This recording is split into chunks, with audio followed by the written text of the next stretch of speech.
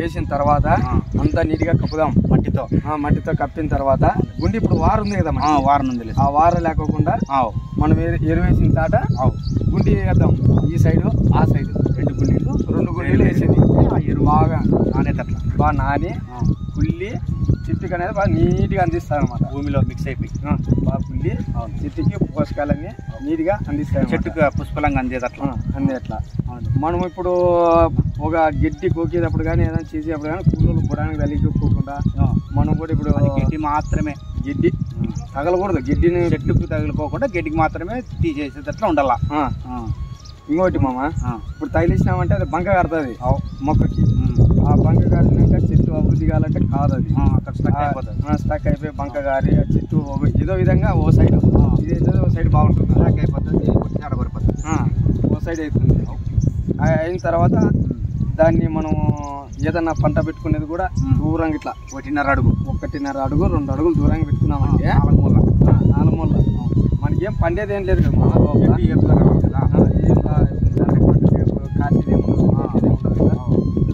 దూరంగా వేసుకున్నామంటే మనకి కొమ్మలు ఎరగవు. ఇంకోటి ఏదో ఇది అది అనేది ఏముండదు. చెట్టు వాయినే కొమ్మ వాయినే ఇట్లా వాయినే అట్లా బాధాకరంగానే మనసుని బాధ పెట్టుకోలేము. ఇప్పుడు బాగుంటే బాగుంది అనుకొని తిరిగిందంటే కొమ్మ వాయా అని ఎంత వారు కొట్టి అంత బాధ వస్తుంది. బాగుండదు కదా. అక్కడ పెరుగుదల కూడా ఆగిపోతుంది. ఆగేదే మనకి ఒక కొమ్మ ఇరిపోయిందంటే దాని వయసు 2 ఏళ్ళు అవుతుంది. 2 ఏళ్ళు కొమ్మ పోయినట్లే మనకి. ఇప్పుడు ఇది మనకి కొమ్మ ఉండేది, ఈ కొమ్మ ఇరిగిందంటే ఆ కొమ్మ 2 ఏళ్ళు పెంచినాం కదా, ఎట్లా మనకి బాధ అవుతుంది కదా. అందుకే మనం దూరంగా అనమాట. ఆ సమయం నాకు డౌట్ వస్తుంది. ఇప్పుడు మనకి 5 సంవత్సరాలు అంటున్నాడు సార్. 5 సంవత్సరాలు అంటే మీరు ఈ విధంగా చేసుకుంటే 4 గంటలకి మీకు కాపు వచ్చే కాదు మామ, చెట్టు మన ముందరే కదా పెరిగేది. అట్లా మనం పెంచుకుంటున్నాం కాబట్టి 4 గంటలకు మనం నిలబెట్టుకోవాలి. 4 గంటలకే కాపుకి వచ్చింది. మనకి సారు చెప్పే అవకాశాన్ని బట్టి చూస్తే మనకి 4 గంటలే మనకి పంట తీసుకునే దిగుబడి వచ్చే అవకాశం ఉంది. 4 గంటలకి బాగా కాస్తాయి.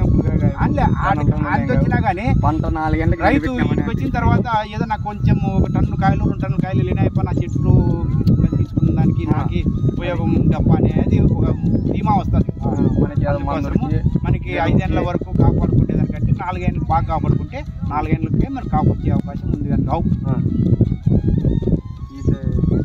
ఈ అవకాశాలు తీసుకుంటే ఈ జాగ్రత్తలు రైతుకి క్షేమంగా ఉంటుంది, చెట్టు క్షేమంగా పెరుగుతాయి.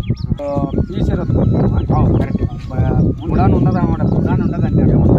కొన్ని ఏళ్ళకి మాత్రమే ఆ వేరు, కొన్ని ఏళ్ళకి మాత్రమే ఫ్యూచర్ ఉంటుంది. దానికి బాగా అది అందుబాటు ఇట్లా మనం ఎరువు మంచి చెట్ట చూసుకున్నామంటే చెట్టు బలంగా ఎరువు అంతే వాటిలో చెట్టు కూడా బాగా ఆనందంగా అది ఒక ఇదిగా వస్తుంది అనమాట. మొక్క నీట్గా పెరిగేది కానీ దాని కలర్ కానీ ఏ రోగాలు ఉండవు అనమాట. దానికి ఆహారం అంతా దాంట్లో నుండి చెట్టుకి అందుబాటు అయ్యేటట్లా భూమి సత్తుని ఇస్తూనే ఉంటుంది. కాదు మామ, ఏరు ఒక నోరు ఆడింది, దానికి ముట్టి ఆడింది. నువ్వు చెప్పు మామ నాకు. సరే సార్, నీకు తెలిసిందంటున్నావు కదా. రైట్లే సార్, నాకు చెప్పు మామ. ఇప్పుడు చెట్టు ఎంత వెడల్పులో ఉంటే కొమ్మలు అంత వెడల్పుగా ఉంటాయి కదా. అక్కడి నుంచి అక్కడే ఆవరించి ఉంటుందయ్యా. అక్కడ మనకి చెట్టు ఇటు ఎదురుంది, ఇది ఈడే ఉంటుంది. దాని నోరంతా ఈడే ఉంటుంది. ఆ ఆవరణం ఎంత వరకు వచ్చిందో ఆ కొమ్మ కాడికి ఆ పీసేర్ అంతా ఉంటుంది సార్.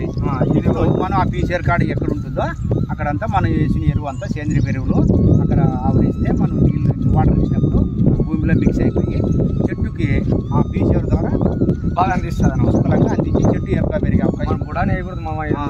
ఈ వారే ఇట్లా సైడ్ కొమ్మలు ఆవరణం ఉంటుందో ఆవరణం మాత్రమే గాడి తీసుకొని మట్టితో చేయాలి.